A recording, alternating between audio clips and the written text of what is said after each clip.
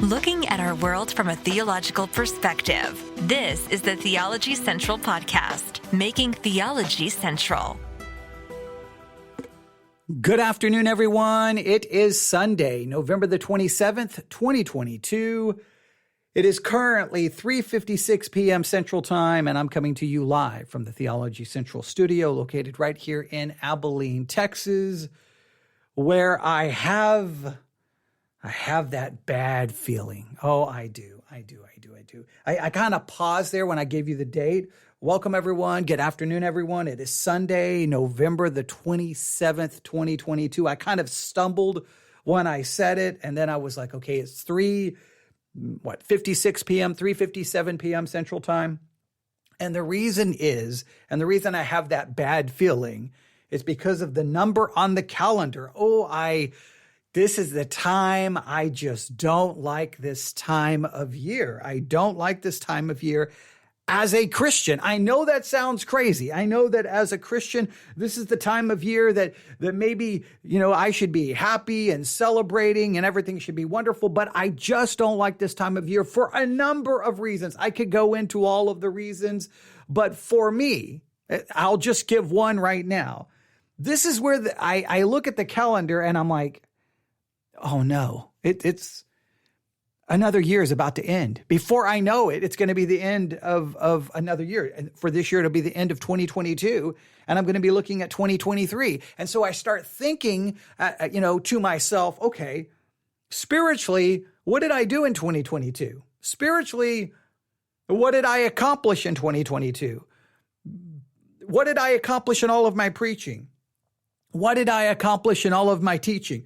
What did I accomplish in all of my podcast episodes? How many episodes did I do this year? I haven't even counted yet, but it's in the hundreds. I have no idea exactly how many. And so you just start sitting there and go, so all the preaching, all the church services, all the podcasts, all of this, all of that. And now here I am, November the 27th. Before I know it, it's going to be the end of the year. And what really happened? What did I really... What? Do I convince myself that I sinned less? Do I convince myself that I was better off? Because I've been through this too many times in my Christian life, right? If you've been a Christian for a long time, you can look to certain things and go, well, look, I did this and I did this and I did this. Okay, I was doing great spiritually. But we know that for every good thing we point to, there's all kinds of sin and shortcoming and failure in our life, which then makes you question all of the things you did do, right? All of the things I supposedly do. Well, I still had all of this sin. And then not only that, this really hits me today because today is the first Sunday of Advent. And if you don't follow the church calendar and you don't care about any of that, I understand. But still, this is the day where you're like, okay, I've got, before I know it, it's going to be December the 25th. And I know that Christmas is a federal holiday. And I know that you've got the gifts and you've got all of the so-called materialism and the secular kind of understanding of Christmas. But I really want to make it about Christ. I want to make it about the incarnation. I really want to make it about Jesus. And you know that you try to fight it and you can try to do this and you can try to do this and you can try to do that. But it just seems that no matter what you do, at least I know the feeling I'm going to get. It's going to be Christmas night. It's going to be Christmas night. I probably will be up here in the studio and I'm just going to be like, well, another Christmas has come and another Christmas has gone. And did I make it about Christ? What spiritual thing was I supposed to get some feeling like all of a sudden were angels to descend from heaven and sing the Hallelujah chorus? Like what was I expecting to happen? Was the star of Bethlehem supposed to shine above my house? Like what was I expecting to feel? But no matter what I'm going to feel like I did not feel it. I didn't it's gone. It's gone. It's like, here's this beautiful time of year that I should really make it about Christ. And no matter what I do, I can pull out the Advent wreath. I can have the candles. I can do the scripture reading. I can light the candle each day. I can add the fifth candle, called the Christ candle and light that on Christmas Eve night, or maybe even Christmas night. I would, whichever time I want to do it, I can do all the readings. And before I know it, guess what?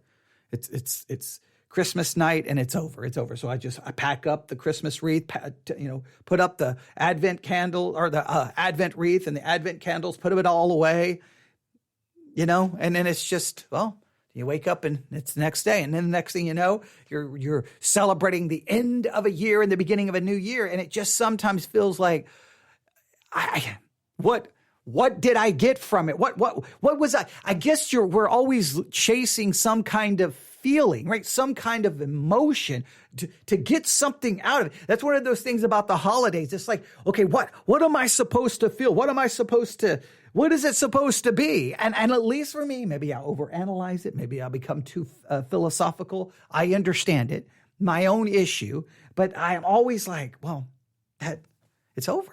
Because you wake up on a holiday, whatever time you wake up. Let's say Christmas morning you wake up. Say you wake up early, right? You wake up early, but before you know it, boom, it's over. Christmas morning becomes Christmas afternoon. Christmas afternoon becomes Christmas evening. Christmas evening becomes Christmas night, and it's done. And what you kind of realize, it was just another day on the calendar. And no matter how special you tried to make it, no matter how spiritual you tried to make it, it's just gone.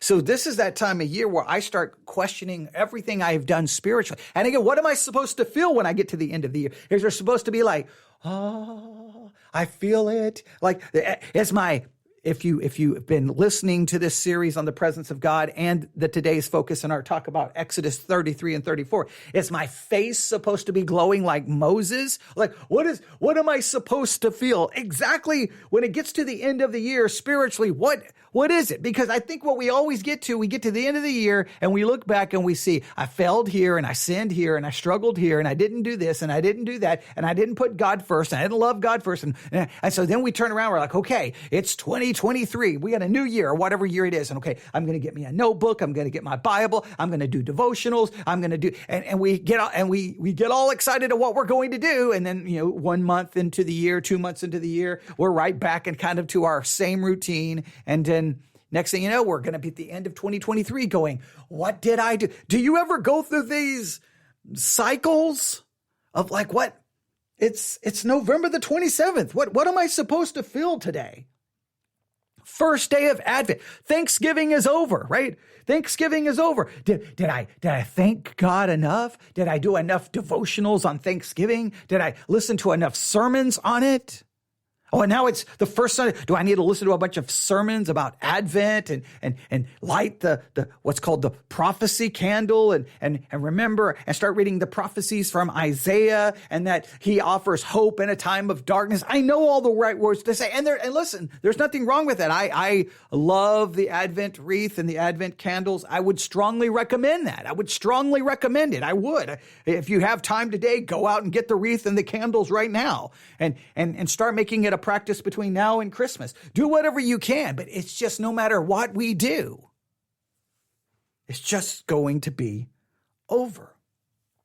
And again, what are we trying to feel? What are we trying to grab onto? And the reason I'm really stressing that aspect of it is because we've been talking about the concept, the presence of God. And remember, this all started because of a message preached by Adrian Rogers, which aired on their radio program / podcast, Love Worth Finding. We reviewed in this series, we reviewed that message, part 1 and part 2, and we had serious problems. Especially the way he handled the text and just everything. We won't go back through all of that. But he talked about this presence of God, this conscious presence of God, that God is present and we're conscious of it. He didn't really describe exactly what that is supposed to feel like. He didn't really explain exactly what that is or what that means.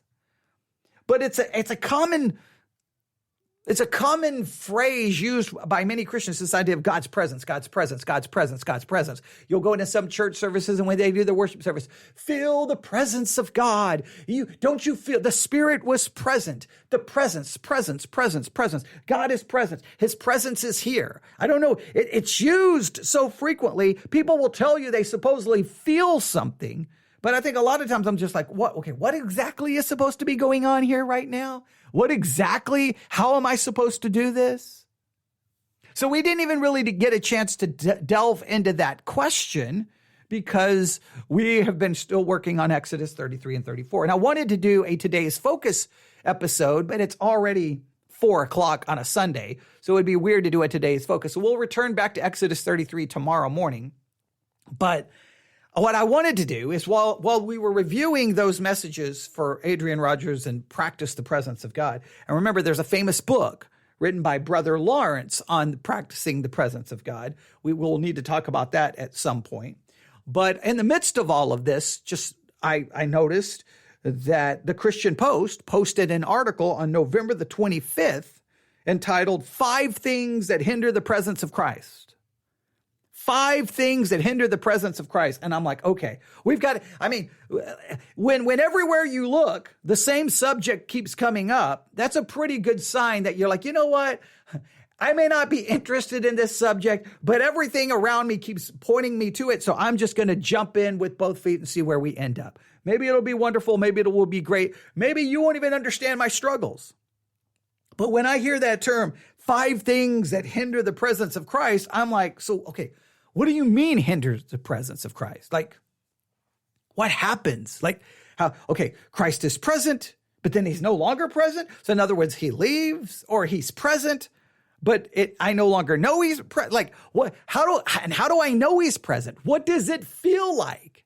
Because every time when people talk about, I felt the presence of God or God was present.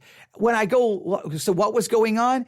Not in every single situation, but most of the time it refers to some kind of a church service where there's either stage lighting, the light in the sanctuary are lowered, there's candles maybe, there's soft music, or maybe they're singing a cappella, and there's like, and I'm like, I don't know if you were feeling the presence of God or you were just feeling human emotions being, and I don't want to say manipulated, but being impacted and influenced by your surrounding. Right? I felt the presence of God. Is it because of the building you were in? Because of the stained glass? Because of the architecture of the building? Because of the way the scriptures were being read? Like sometimes when people say they feel the presence of God, I think all they're describing is they felt something in their emotion and they immediately say, God was present. I have a hard time with the phrase. But it seems that we can do something to hinder God's presence. So what can we do? We're going to begin, and this episode will begin a look at the 5 things that supposedly hinder the presence of Christ and see if we get any insight. Because, and again, I believe Christians frequently we just adopt terminology. We adopt phrases. And they just become mere cliches. We just throw out these little cliches, these little just canned phrases. And nobody ever stops to go, what in the world are you talking about? You use the term, but what do you mean? In many cases, when Christians get put on the spot like that, they get a little offended. But I think at some point you got to go, look, stop talking Christianese. What do you mean? Congratulations. You've listened to some sermons and you've picked up the lingo. I don't care about the lingo. What does it mean? So, 5 things that supposedly hinder the presence of Christ. I don't think this is going to answer many of my problems or questions or struggles, but I thought, hey, we spent 2+ hours reviewing a sermon dealing with supposedly the presence of Christ that never really explained or described it. Let's see if this article does much for us. So in this episode, we're just going to begin this. We're not going to get very far, and then we'll just work through it. Are you ready? 5 things that hinder the presence of Christ, posted at christianpost.com on Friday, November the 25th, 2022. All right, here we go. Most believers, this is how the article begins, understand that God is everywhere. All right, okay. So I agree that Christians understand that God is omnipresent. That's everywhere at all times. He's omnipresent. I agree. So, amen. We're right on the same page. So he is everywhere at all times.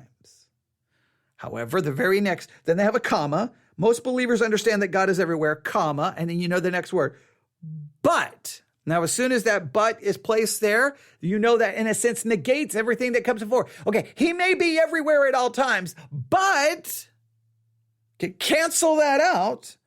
The Bible is also clear that the power and presence of Christ can fill the heart of the believer who completely surrenders to him. Okay, so Christ is everywhere, but if you will do the very simple thing of completely surrendering to him, if you can pull this off, if you will completely surrender to him, dun, dun, dun, dun, the presence and power of Christ will fill you. The power and presence of Christ will fill you. All you have to do is completely surrender. Now, I don't know how you measure complete surrender. How do you measure complete surrender? And what if you completely surrender right now, Sunday, November the 27th, 2022, it's now 4:12 p.m. But somewhere between now and the time I'm standing behind the pulpit at Victory Baptist Church tonight, what happens if somewhere between now and then I demonstrate that I'm not completely surrendered? Like all of a sudden my complete surrender turns into partial surrender. Then does immediately the power and presence of Christ depart?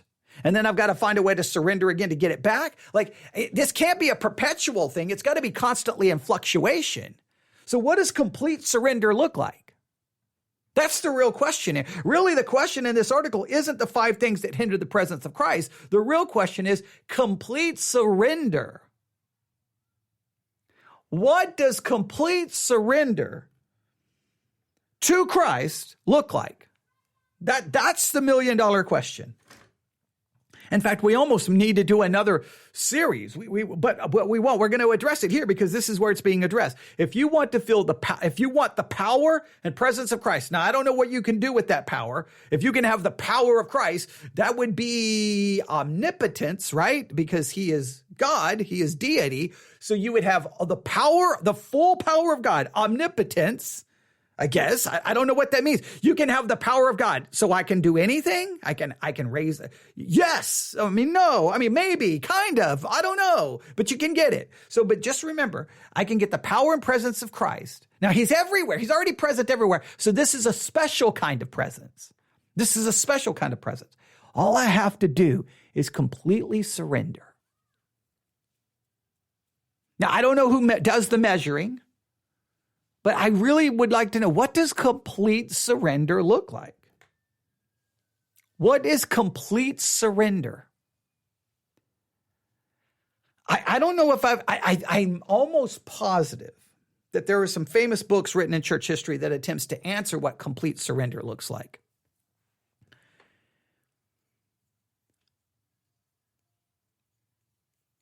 But I think it would be, I know there was a long pause there. I know it was a long pause.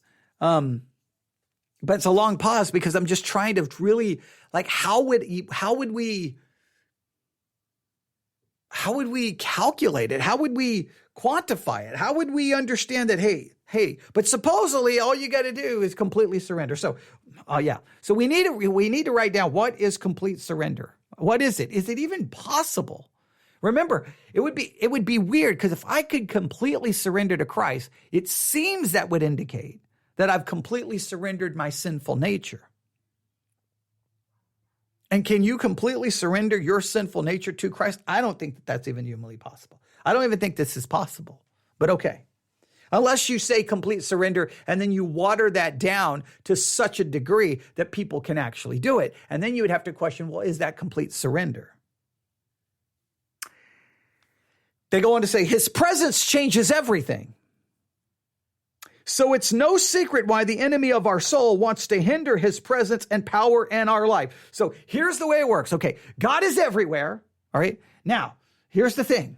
If we can get his presence, if we can get his power and we can get his presence, it will change everything. So here's God. He's omnipresent, right? So here's the enemy, Satan. So Satan's on one side, God's on the other. God has all of this power. He's already omnipresent, but he wants to put that presence in me.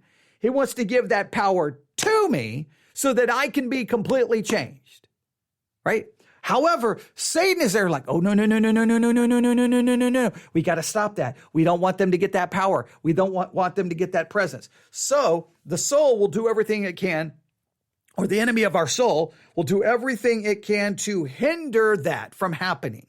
So there's a power struggle supposedly going on. Here you are, you're in the middle. God is omnipresent and all powerful. Let's say he's over here to the left-hand side. Over here to the right is Satan. He's the enemy of the soul. God realizes that what will change me, what will transform me, what will give me power is that power and presence being inside of me. Now, all I have to do to get, God is there saying, hey, you can have all of this. All you have to do is surrender. If you surrender, you get my power, you get my presence, everything changes. Satan is like, nope, we cannot let them fully surrender. We cannot let them fully surrender. So what causes me not to fully surrender is not something in me. It's supposedly Christ. It's supposedly Satan outside of me. So my real problem is an external spiritual force that God chooses not to do anything about because he leaves it up to me. Hey, if you want to be changed, you surrender and then you get my power and you get my presence. And Satan is like, that can never happen. So really, we're caught between these two spiritual forces and everything hinges on what we do. Now, this really is painting a picture of how many people view the Christian life. And it's constantly, what can I do? What can I do? What can I do? I need to do this. I need to do this. I need to do this. I need to do this. I need to do this. I need to do this. I need to do this.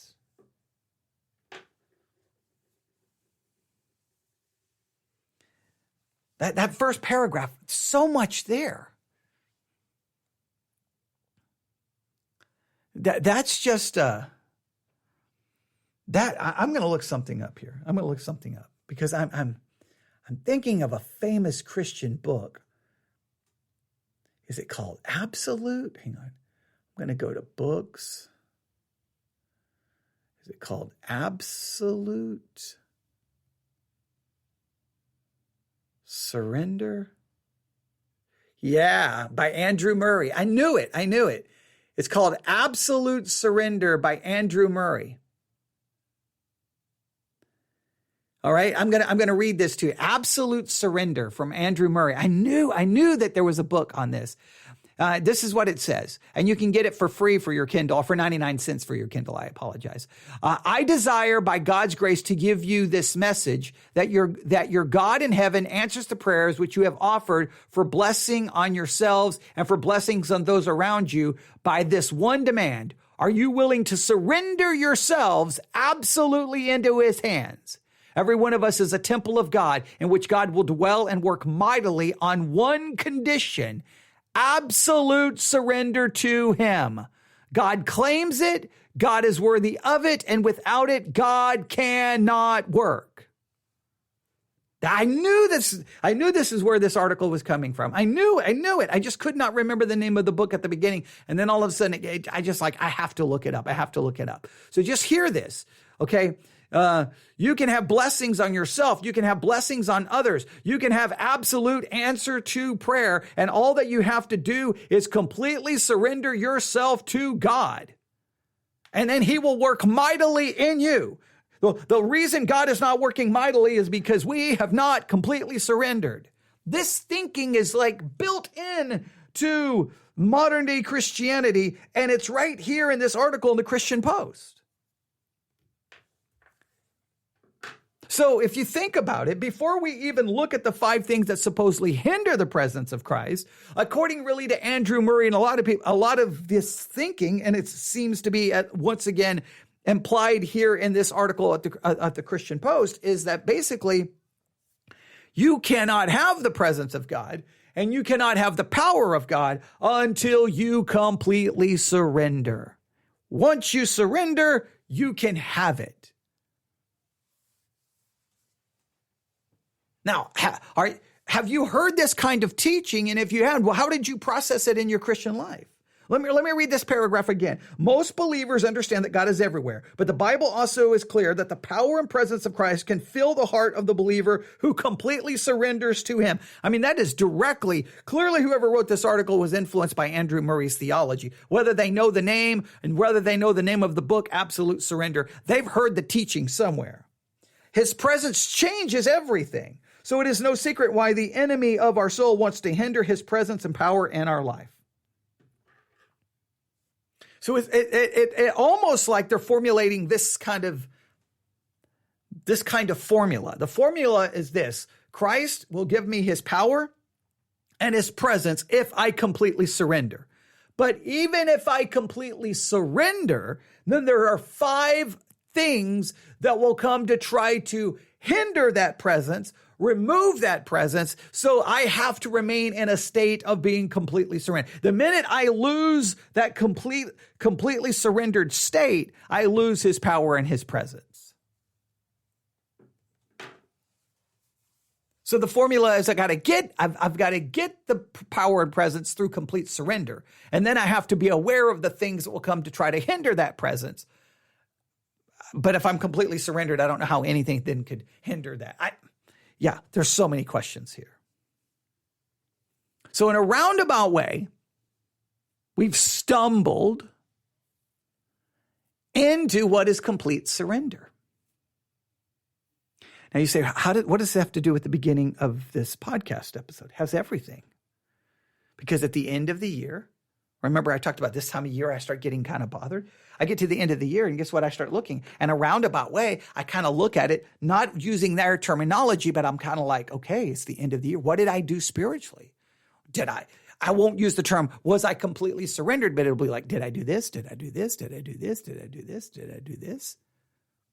What is it supposed to feel like? What is it supposed to look like? What is complete surrender supposed to feel like? What is the presence of God supposed to feel like? See how I'm relating the concepts? And then when it gets to Christmas, I'll be like, man, what was I supposed to feel? What was I supposed to experience? Because I'm looking for something. Some people are looking for this feeling for the presence of God, and they're told the only way to get it is complete surrender. So maybe the only way Christmas will mean anything is if I completely surrender. Maybe the only way I'll feel like I really did something for my Christian life in a year is if I find myself at a position of complete surrender. But what does complete surrender look like? Maybe the whole issue here is that complete surrender concept. Because I can't even entertain the presence of God. I can't even experience it unless I am completely surrendered. Well, how do Christians even believe? Like, what does that even mean?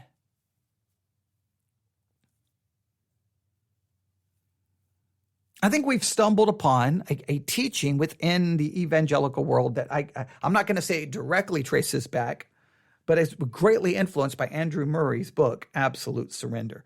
We're going to have to do a little reading of that. We're going to have to do a little reading of that. We're going to have to. We have no choice. We're going to have to. All right. I want to say more. You say, well, what are the five things that hinder it? Well, I don't want to give them to you right now because inadvertently, we've realized that the issue here may not even be trying to figure out what the presence of God is or even trying to figure out what they claim supposedly hinders it, because everything hinges on our absolute surrender and complete surrender to God. Now, I think the complete surrender to God I think that terminology is it more, maybe it's not just a charismatic thing. I think I heard it in the independent fundamental Baptist world. You can tell me where you've heard it. And how do we process this? I'm going to stop right there. You can email me. newsif. Oh, man. I hate when we kind of inadvertently stumble into something, but that's okay. That's okay. I love that. At the same time, that's what I love about this podcast is we try to make it very real and organic. So I wanted to focus on the 5 things that hinder the presence of Christ and give you the first one, but we then kind of stumble into this other concept, but they're closely linked together. All right. You can email me all of your thoughts, newsif@yahoo.com, newsif@yahoo.com, newsif@yahoo.com. And if you've been listening to our discussion about law and gospel, I think we just found ourselves where this is a very law-based approach to everything that I think will leave you broken, discouraged, and despair, and despair, if not in full-blown depression, because there's no way you're going to pull off what they're saying you have to pull off. But you can let me know. newsif@yahoo.com, newsif@yahoo.com. We'll be back live on the air at 6 p.m. Central Time, and I cannot be dogmatic what we're going to be doing this evening, okay? I cannot be dogmatic yet, but just tune in. It's either going to be law and gospel or it's going to be in our Bible study exercise on the subject of fear. We got both going on, so we'll see what we do this evening. All right. Thanks for listening. Everyone have a great Sunday evening. And, well, I can't wait to hear what everyone seems to think about this concept. All right. Thanks for listening. God bless.